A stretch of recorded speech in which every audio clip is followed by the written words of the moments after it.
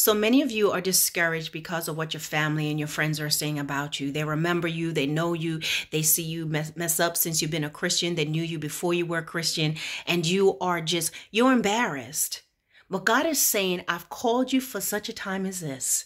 This is not the time to be embarrassed. This is not the time to be folding. This is not the time to be keeping quiet.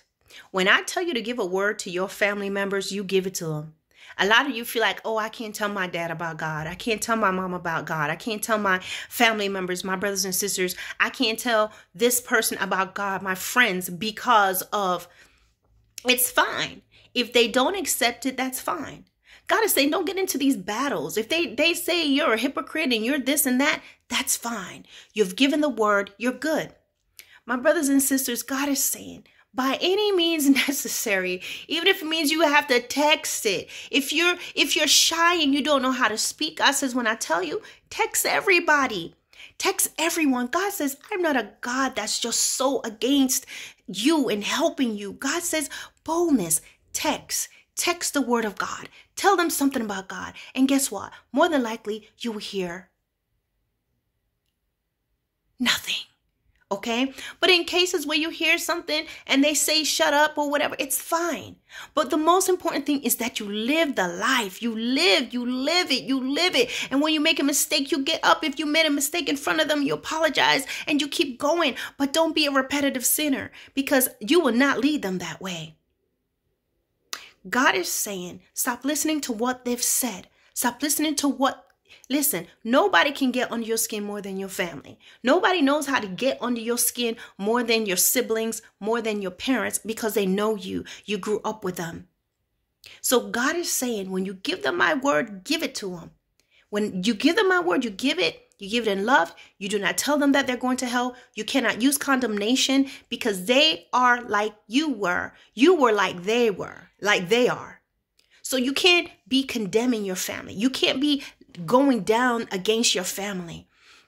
Yes, you have to use discretion, but still fellowship with your family. Now, if your family is the type they just get to drinking and smoking weed and doing all of that, well, maybe you're just going to drop off the macaroni salad and keep it moving. Maybe all you're going to do is give them a birthday greetings, because you have to still use discretion. But guys, listen, they're not saved. So if they're around you and they're talking and they accidentally curse or whatever, don't get into tongues and slinging olive oil across the room. Okay? It's by your lifestyle. You can even say, listen, I know that you curse, but I need you to tone that down. Okay? You can't just be blah, blah, blah around me. All right? But God is saying, have compassion, because you used to cuss too. And your heavenly Father was right there. So how can you be more holier than Jesus? You know, if they curse, if they say something, God is saying, be compassionate while at the same time respect, right? You can't be cursing around my kids and in my house. Now, you guys have done that before, and that's fine. But you must still know where you draw your lines and where you must still understand. Listen, this person don't know better. This person cursing is just like you saying, hello, how you doing? Good evening, good night. It just flows off the lips, just like it did with you. So the Lord is saying, have a heart of compassion to understand while you're not compromising, while you're not negating, while you are not trying to scale back, okay? Because that's not what we're doing. Still have love, still walk in the love of God towards them. Know when you need to listen, check them, put them in place. But I hear God saying, stop being oppressed by what they know about you. Those things are gone. They are stuck in the past. They're seeing things through a certain light, and you have to have compassion. No, they're lost. So listen, while you may have to separate, you still remain compassionate towards them and pray that they will be delivered. God says, I've called you. Do my job. Do what I told you to do. Do the things that I've told you to do.